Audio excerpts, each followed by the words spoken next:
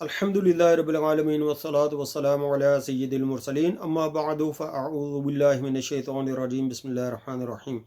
نیت فرما لیں کہ انشاءاللہ عز و جل سورۃ البقرہ کی تیسری آیت تفسیر آیت کا ترجمہ اور تفسیر صراط الجنان سے انشاءاللہ عز و جل میں پڑھنے کی سعادت حاصل کروں گا، اللہ رب العزت کی رضا کے لیے، اور آپ سننے کی سعادت کریں، اور انشاءاللہ عز و جل اس کا ثواب تمام مسلمان جنوں اور انسانوں کی خدمت میں پیش کریں گے۔ تو اس نیت سے جو ہے وہ سماعت فرمائیں۔ بسم اللہ الرحمن الرحیم۔ الذین یؤمنون بالغیب ویقیمون الصلاة ومما رزقناہم ينفقون۔ ترجمہ کنز العرفان۔ وہ لوگ جو بغیر دیکھے ایمان لاتے ہیں اور نماز قائم کرتے ہیں اور ہمارے دیے ہوئے رزق میں سے کچھ ہماری راہ میں خرچ کرتے ہیں۔ الذین یؤمنون بالغیب، وہ لوگ جو بغیر دیکھے ایمان لاتے ہیں۔ یہاں سے لے کر المفلحون تک کی 3 آیات مخلص مومنین کے بارے میں ہیں، جو ظاہری اور باطنی دونوں طرح سے ایمان والے ہیں۔ اس کے بعد 2 آیتیں ان لوگوں کے بارے میں ہیں جو ظاہری اور باطنی طور پر دونوں طرح سے کافر ہیں، اور اس کے بعد 13 آیتیں منافقین کے بارے میں ہیں، جو کہ باطن میں کافر ہیں اور اپنے آپ کو مسلمان ظاہر کرتے ہیں۔ آیت کے اس حصے میں متقی لوگوں کا ایک وصف بیان کیا گیا ہے کہ وہ لوگ بغیر دیکھے ایمان لاتے ہیں، یعنی وہ ان تمام چیزوں پر ایمان لاتے ہیں جو ان کی نگاہوں سے پوشیدہ ہے، چھپا ہوا ہے، اور نبی کریم صلی اللہ تعالیٰ علیہ وسلم نے ان چیزوں کے بارے میں خبر دی ہے، جیسے مرنے کے بعد دوبارہ زندہ کیا جانا، قیامت کا قائم ہونا، اعمال کا حساب ہونا، اور جنت و جہنم وغیرہ۔ ایک قول یہ بھی ہے کہ یہاں غیب سے قلب یعنی دل مراد ہے۔ اس صورت میں آیت کے معنی یہ ہوں گے کہ وہ دل سے ایمان لاتے ہیں۔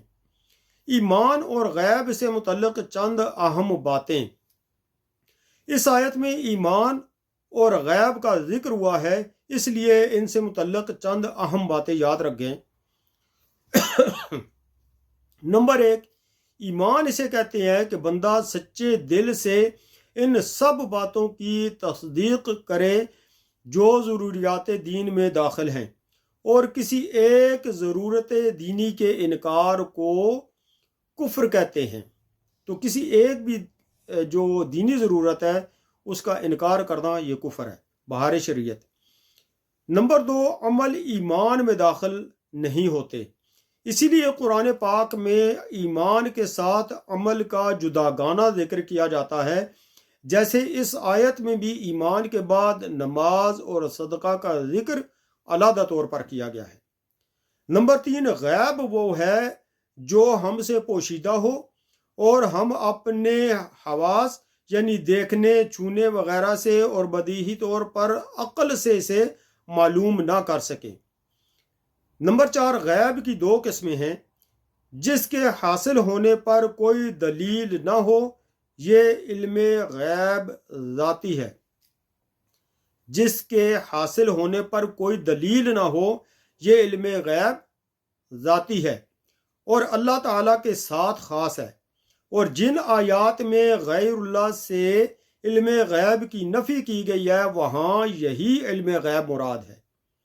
جس کے حاصل ہونے پر دلیل موجود ہو، یعنی جس علم غیب کے حاصل ہونے پر دلیل موجود ہو، جیسے اللہ تعالیٰ کی ذات و صفات، گزشتہ انبیاء علیہ السلام اور قوموں کے احوال، نیز قیامت میں ہونے والے واقعات وغیرہ کا علم، یہ سب اللہ تعالیٰ کے بتانے سے معلوم ہیں، اور جہاں بھی غیر اللہ کے لیے غیب کی معلومات کا ثبوت ہے وہاں اللہ تعالیٰ کے بتانے ہی سے ہوتا ہے۔ اب ایک بہت ہی اہم شرعی مسئلہ اپنے ذہن میں رکھ لیجئے۔ نمبر 5، اللہ تعالیٰ کے بتائے بغیر کسی کے لیے ایک ذرے کا علم غیب ماننا قطعی کفر ہے۔ پھر سنیے، اللہ تعالیٰ کے بتائے بغیر کسی کے لیے ایک ذرے کا علم غیب ماننا قطعی کفر ہے۔ نمبر 6، اللہ تعالیٰ اپنے مقرب بندوں جیسے انبیاء علیہ الصلاۃ والسلام اور اولیاء اعظام رحمہ اللہ پر غیب کے دروازے کھولتا ہے، جیسا کہ خود قرآن و حدیث میں ہے۔ اس موضوع پر مزید کلام سورہ آل عمران کی آیت نمبر 179 کی تفسیر میں مذکور ہے۔ آگے یہ کہ وَيُقِيمُونَ الصَّلَاةَ، فرمایا وَيُقِيمُونَ الصَّلَاةَ، اور نماز قائم کرتے ہیں۔ آیت کے اس حصے میں متقی لوگوں کا دوسرا وصف بیان کیا گیا ہے کہ وہ نماز قائم کرتے ہیں۔ نماز قائم کرنے سے مراد یہ ہے کہ نماز کے ظاہری اور باطنی حقوق ادا کرتے ہوئے نماز پڑھی جائے۔ نماز کے ظاہری حقوق یہ ہیں کہ ہمیشہ ٹھیک وقت پر پابندی کے ساتھ نماز پڑھی جائے اور نماز کے فرائض، سنن اور مستحبات کا خیال رکھا جائے اور تمام مفسدات نماز اور مکروہات سے بچا جائے، یعنی نماز کو توڑنے والی چیزوں سے بچا جائے اور جو مکروہات ہیں جن سے نماز کے اندر خلل واقع ہو جاتا ہے ان سے بھی بچا جائے۔ جبکہ باطنی حقوق یہ ہیں کہ آدمی دل کو غیر اللہ کے خیال سے فارغ کر کے ظاہر و باطن کے ساتھ بارگاہ حق میں متوجہ ہو اور بارگاہ الہی میں عرض و نیاز اور مناجات میں محو ہو جائے۔ نماز قائم کرنے کے فضائل اور نہ کرنے کی وعیدیں۔ یہاں پر چونکہ یہ کافی زیادہ جو ہے وہ ہو جائے گا، تو انشاءاللہ عز و جل اس پارٹ کو جو ہے نماز قائم کرنے کے فضائل اور نہ پڑھنے کی جو وعدیں ہیں، انشاءاللہ عز و جل اس سے بعد میں اس کے پڑھنے کی سعادت حاصل کریں گے۔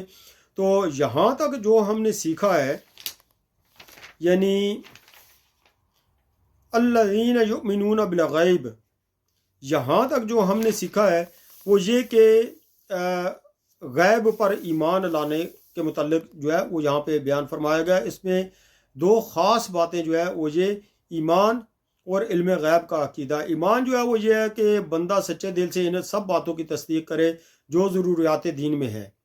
تو کسی ایک ضرورت دینی کا انکار کرنے کو کفر کہتے ہیں۔ تو اس میں آج کل کے حالات کے مطابق اگر دیکھا جائے تو بہت سے ایسے جو ہے مسلمانوں کے بھی جو ہے وہ بعض اوقات دیکھا جاتا ہے کہ غیر مسلموں کی فلمیں دیکھ کر، ان کے ڈرامے دیکھ کر، ان کے پروگرامز دیکھ کر، بلکہ آج کل تو پاکستانی ڈراموں کا اور پاکستانی پروگراموں کا بھی یہی حال ہو گیا ہے کہ اکثر باتیں ان میں جو ہے وہ ایسی کر دی جاتی ہیں کہ جن سے ایمان کا تعلق ہی نہیں ہوتا، اسلام کا تعلق ہی نہیں ہوتا۔ تو ہمیں مفتیان کرام کے فتاوی وغیرہ پر نظر رکھنی چاہیے اور جس چیز سے علماء کرام، مفتیان عظام ہمیں منع کر دیں، ہمیں اس چیز سے بچ جانا چاہیے، چونکہ علماء کرام کا بہت ہی زیادہ مطالعہ ہوتا ہے، وہ بالکل جو ہے ایک مجتہد کی حیثیت رکھتے ہیں اور ہمارے ایمان کو بچانے کے لیے دن رات کوششیں کرتے رہتے ہیں۔ تو ہمیں کسی بھی ضروریات دین میں سے کسی کا بھی انکار نہیں کرنا۔ مثال کے طور پر جنت کا، عذاب قبر کا، موت کے وقت جو فرشتے نظر آتے ہیں اور بعض کے لیے عذاب اور بعض کے لیے جو ہے خوشخبریاں وغیرہ لے کر آتے ہیں، تو جنت اور دوزخ کا اور فرشتوں کا، ان سب باتوں پر جو ہے ہمارے لیے ایمان رکھنا ان پر ضروری ہے۔ اگر کسی ایک بات پر بھی ایمان نہ رکھا، متزلزل ہو گئے، بالکل شک و شبہ میں پڑ گئے، تو پھر میرے پیارے بھائیوں ایمان کا خطرہ ہے۔ تو اسی طرح سے علم غیب کے بارے میں عقیدہ رکھنا، اور علم غیب کے بارے میں یہ اپنے ذہن میں رکھیے کہ اللہ تعالیٰ کے بتائے بغیر کسی کے لیے ایک ذرے کا علم غیب ماننا بھی قطعی کفر ہے۔ تو جو ہم بزرگان دین رحمہ اللہ کی بارگاہ میں عرض و نیاز پیش کرتے ہیں، تو یاد رکھیے وہ بھی اللہ رب العزت کی اگر مرضی ہوگی تو وہ اللہ عز و جل سے لے کر دیں گے، اگر اللہ عز و جل کی مرضی نہیں ہوگی تو وہاں پر بھی کوئی ایسا مسئلہ نہیں ہوگا۔ تو اللہ تعالیٰ پر یقین رکھیے، اللہ تعالیٰ کی قدرت اور وحدانیت اور اللہ تعالیٰ کی عظمت اور شان کے بارے میں معلومات حاصل کرتے رہیں۔ اللہ تعالیٰ مجھے اس تفسیر کے پڑھنے پر ثواب عطا فرمائے، اس پر عمل کرنے کی توفیق عطا فرمائے اور اپنے عقائد اہل سنت کے مطابق رکھنے کی توفیق عطا فرمائے۔ آمین بجاہ النبی الامین صلی اللہ تعالی علیہ وآلہ وسلم۔